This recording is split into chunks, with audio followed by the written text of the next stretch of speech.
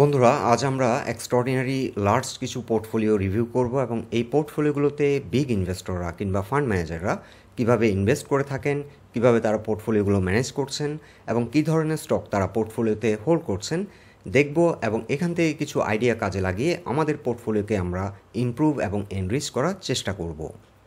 আলোচনাটি শুরুতেই সবাইকে রিকোয়েস্ট করব ডিসক্লেমার অংশটি আপনারা ভালো করে পড়ে নেবেন। পুঁজিবাজার ঝুঁকিপূর্ণ। আপনার কোনো পার্সোনাল বাই এবং সেলের কারণে আপনি যদি ক্ষতিগ্রস্ত হয়ে থাকেন সে দায় স্টক অবজার্ভার বহন করবে না। প্রথমে আমরা আমেরিকান মার্কেটের কিছু এক্সট্রাঅর্ডিনারি লার্জ পোর্টফোলিও দেখব এবং পরবর্তীতে বাংলাদেশ মার্কেটের একটি লার্জ পোর্টফোলিও রিভিউ করব। বিগ ইনভেস্টরদের সাথে রিটেল ইনভেস্টরদের বেসিক কিছু পার্থক্য হলো, বিগ ইনভেস্টররা যখন কোনো একটি কোম্পানিতে ইনভেস্ট করেন তার আগে তারা সেই কোম্পানিটিকে ক্রিটিক্যালি রিভিউ এবং অ্যানালাইজ করেন এবং সেই কোম্পানিতে তারা ইনভেস্ট করে বছরের পর বছর ধরে সেই শেয়ারগুলো তারা পোর্টফোলিওতে হোল্ড করে থাকেন। বিগ ইনভেস্টররা সাধারণত রিস্ক অ্যাভয়েড করেন এবং তারা সেফ সাইডে ইনভেস্ট করতে পছন্দ করেন।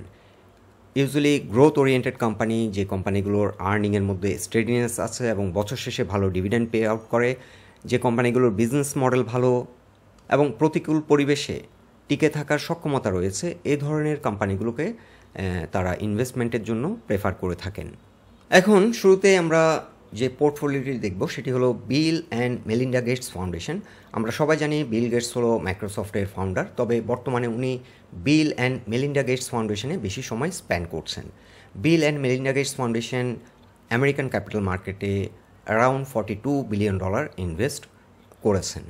ইন্টারেস্টিংলি এই ইনভেস্টমেন্টের 80%-এরও বেশি 4টি স্টকে ইনভেস্ট করা হয়েছে, আর সেই 4টি স্টক হলো Microsoft corporation, Berkshire Hathaway, Canadian National Railway, Waste Management Inc. এই 4টি কোম্পানিতে 80%-এরও বেশি টাকা ইনভেস্ট করা হয়েছে। মাইক্রোসফটে সবচেয়ে বেশি ইনভেস্ট করা হয়েছে। মাইক্রোসফটে আমরা লক্ষ্য করছি 34%-এর মতো ইনভেস্টমেন্ট শুধুমাত্র একটি স্টকে ইনভেস্ট করা হয়েছে, $14.37 billion. Second big investment Berkshire Hathaway, এই কোম্পানিতে ইনভেস্ট করা হয়েছে প্রায় 16%-এরও বেশি এবং এই কোম্পানিতে ইনভেস্টমেন্ট অ্যামাউন্ট হলো $7.1 বিলিয়ন। থার্ড লার্জেস্ট ইনভেস্টমেন্ট হচ্ছে Canadian National railway company, around 16%, $6.89 billion. এবং ফোর্থ লার্জেস্ট ইনভেস্টমেন্ট হলো ওয়েস্ট ম্যানেজমেন্ট ইঙ্ক, এই কোম্পানিতে অ্যারাউন্ড 15% ইনভেস্টমেন্ট হয়েছে এবং অ্যামাউন্ট হলো $6.31 বিলিয়ন। এক্ষেত্রে একটি কথা বলিনি, বিল অ্যান্ড মেলিন্ডা গেটস ফাউন্ডেশন কিন্তু একটি নন প্রফিট অর্গানাইজেশন। এর আগে বার্কশায়ার হাথওয়ে এই কোম্পানিতে তাদের অনেক বেশি পজিশন ছিল, কিন্তু রিসেন্টলি ওরা কিছু অফলোড করেছেন। বিল অ্যান্ড মেলিন্ডা গেটস ফাউন্ডেশন কিন্তু অনেক চ্যারিটেবল ওয়ার্ক করেন, যেমন ওয়েস্ট ম্যানেজমেন্ট ইঙ্ক, এটি মূলত তারা ইনভেস্ট করেছে পরিবেশের কিছু ইমপ্রুভমেন্টের জন্য, তারা হয়তো এই কোম্পানিতে ইনভেস্ট করেছেন। ওয়ারেন বাফেট অলসো আমরা লক্ষ্য করছি যে Microsoft, Berkshire Hathaway, Canadian National Railway, এই 3টি কোম্পানিতে মাঝে মধ্যে ইনভেস্ট করে থাকেন। এখন আরেকটি বিগ আমরা পোর্টফোলিও দেখব ওয়ারেন বাফেটের। ওনার ইনভেস্টমেন্ট $342 বিলিয়ন এবং ওনার ইনভেস্টমেন্টের প্রায় 46% ইনভেস্টমেন্ট অ্যাপল ইঙ্কে। এখন অ্যাপল ইঙ্কে ওনার প্রফিট প্রায় 337%। দীর্ঘদিন ধরে কিন্তু এই কোম্পানিতে ইনভেস্ট করে উনি হোল্ড করছেন। সেকেন্ড লার্জেস্ট ইনভেস্টমেন্ট হলো ব্যাংক অফ আমেরিকা কর্পোরেশন, এই স্টকটি প্রায় 11.5%-এর মতো। থার্ড লার্জেস্ট ইনভেস্টমেন্ট হচ্ছে American Express company, around 10%। Then fourth হলো কোকা-কোলা, 7%-এর মতো। এছাড়াও Chevron corporation, Occidental Petroleum corporation, Kraft, Moody's corporation, DaVita, Citigroup, এইসব কোম্পানিতে ইনভেস্টমেন্ট রয়েছে। এই পোর্টফোলিওতেও আমরা একটি ব্যাপার কমন দেখছি যে প্রথম যে 4টি কোম্পানি, এই 4টি কোম্পানিতে অলমোস্ট 75%-এর মতো ইনভেস্টমেন্ট। আরেকটি ইন্টারেস্টিং ব্যাপার হচ্ছে আমেরিকান এক্সপ্রেস কোম্পানি, এটিকে উনি হোল্ড করছেন 2012 সাল থেকে আমরা লক্ষ্য করছি, আর কোকা-কোলা এটিও কিন্তু 2012 সাল থেকে হোল্ড করছেন। কোকাকোলা হয়তো আরও আগে থেকে ইনভেস্টমেন্ট ছিল, এখানে 2012 সাল থেকে দেখাচ্ছে হয়তো বাই সেল এর মধ্যে করা হয়েছিল। সেক্ষেত্রে এক্সট্রাঅর্ডিনারি রিটার্ন আমরা লক্ষ্য করছি আমেরিকান এক্সপ্রেস কোম্পানি, যেটি গত 2012 সাল থেকে 1600%-এরও বেশি রিটার্ন এই স্টকটি থেকে উনি পেয়েছেন। ওয়ারেস আমরা বিল অ্যান্ড মেলিন্ডা গেটস ফাউন্ডেশনে যেটি লক্ষ্য করছি ওয়েস্ট ম্যানেজমেন্ট ইঙ্ক, এখানে ম্যাক্সিমাম রিটার্ন হয়েছে 125% এবং ক্যাটারপিলার এখানে 329%-এর মতো রিটার্ন আসলো। এখন আমরা একটি ইটিএফ ফান্ড দেখব, আর্ক ইনোভেশন ইটিএফ ফান্ড। এই ইটিএফ ফান্ডে আমরা লক্ষ্য করছি প্রায় 8-10টা স্টকে সবচেয়ে বেশি ইনভেস্টমেন্ট রয়েছে, যেমন এখানে Coinbase Global Inc ordinary share, এখানে ইনভেস্ট করা হয়েছে 10%-এরও কিছুটা বেশি।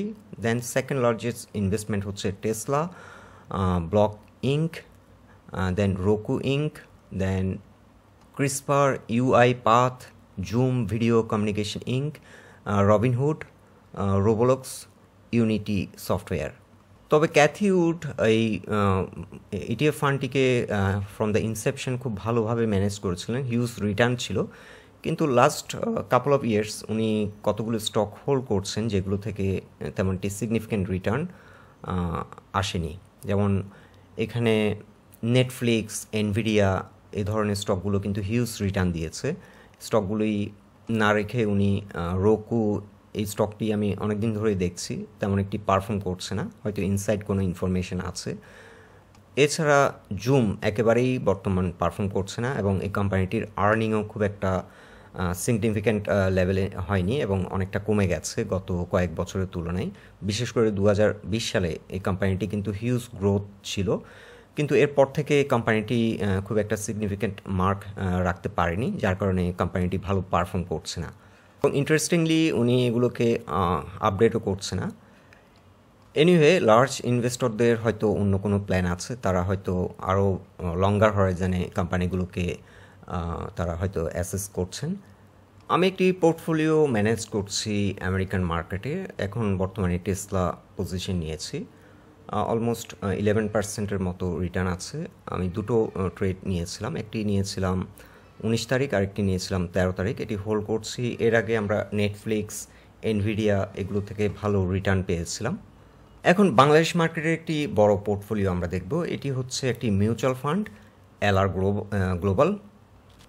এলআর গ্লোবালে আমরা যেটি লক্ষ্য করছি বর্তমানে জিপিতে তাদের হিউজ পজিশন, রেনেটা, ব্যাডবিসি, বাটাসু, IPDC, Beximco pharma, Square pharma, United Power, Singer BD এবং স্কোয়ার টেক্সটাইল। 10টি স্টকে তাদের অলমোস্ট 50%-এর মতো ইনভেস্টমেন্ট এবং তাদের যদি ইনভেস্টমেন্ট এটি আমরা দেখি, ব্যাংকে বর্তমানে ইনভেস্টমেন্ট আছে 10%-এর কিছুটা বেশি।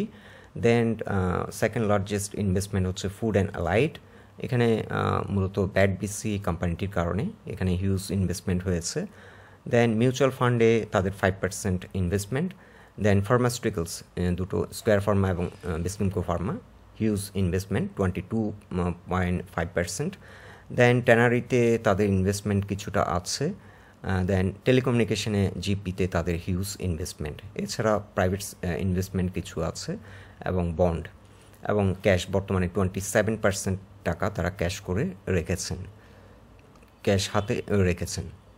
সো এখানে একটি বিষয় লক্ষণীয় যে তাদের লার্জেস্ট হোল্ডিং হচ্ছে ফার্মাসিউটিক্যাল সেক্টর, কারণ আমিও পার্সোনালি মনে করি, আমি বেশ কিছু পোস্টে আমরা আলোচনা করেছিলাম যে ফার্মাসিউটিক্যাল সেক্টর আমরা অনেক বেশি প্রেফার করছি, কারণ এই সেক্টরটি কনসিস্টেন্টলি ভালো টার্নওভার হচ্ছে এবং বাংলাদেশ মার্কেটে গ্রো হওয়ার মতো এখনও যথেষ্ট স্কোপ রয়েছে। সামনে মেডিসিনগুলোর দাম হয়তো বৃদ্ধি পেতে পারে এবং সেক্ষেত্রে তাদের প্রফিটেবিলিটি বাড়ার সম্ভাবনা রয়েছে। সো ফার্মাসিউটিক্যালস লং টার্ম ইনভেস্টমেন্টের জন্য ভালো একটি সেক্টর। এছাড়া আরেকটি ইন্টারেস্টিং ফ্যাক্ট হচ্ছে বাংলাদেশে টেক্সটাইল হচ্ছে একটা এত সাকসেসফুল একটা সেগমেন্ট, কিন্তু এই সেক্টরটি বাংলাদেশ মার্কেটে কিন্তু ফ্লারিশড হয়নি ক্যাপিটাল মার্কেটে, এটা একটা দুর্ভাগ্যজনক বিষয়। আমি টেক্সটাইল নিয়ে গত 1 বছর আগে কিংবা 8 মাস আগে একটি আলাদা ভিডিও করেছিলাম এবং দেখিয়েছিলাম যে গত 1 যুগেরও বেশি সময় ধরে ট্রিমেন্ডাস গ্রোথ হয়েছে এই সেক্টরটিতে এবং বাংলাদেশে অর্থনীতিতে হিউজ কন্ট্রিবিউশন, কিন্তু এরপরও ক্যাপিটাল মার্কেটে এটার প্রাইস অ্যাকশনে তেমন একটা রিফ্লেকশন হয়নি। এনিওয়ে, এলআর গ্লোবালের যে ফুল পোর্টফোলিও আমরা একটু দেখে নিচ্ছি। এখানে ব্যাংকে তাদের প্রায় 10% ইনভেস্টমেন্ট ছিল। গ্লোবাল ইসলামী bank, union bank, Bangladesh export import bank, এই 3টি ব্যাংকেই তাদের maximum investment.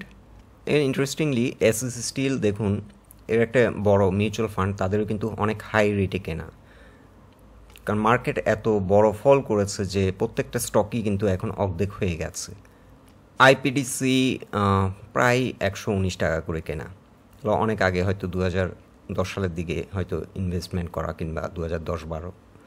British American tobacco অনেক আগেই ওনাদের ইনভেস্টমেন্ট, 173 টাকা করে average cost rate. Xenix Infosys হয়তো ওনারা রিসেন্টলি জেনিক্স ইনফোসিসও অনেক আগে থেকেই কেনা, 16 টাকা 57 পয়সা কস্ট রেট, অনেক আগে ইনভেস্টমেন্ট। এছাড়া অ্যাকমি ল্যাবরেটরিজ, এই কোম্পানিটি ওনাদের কস্ট রেট 47 অ্যারাউন্ড। সো ওনাদের কিছু কিছু স্টকে লক্ষ্য করা যাচ্ছে যে 20%, 28% লস রয়েছে, 10% কিছু কিছুতে রয়েছে।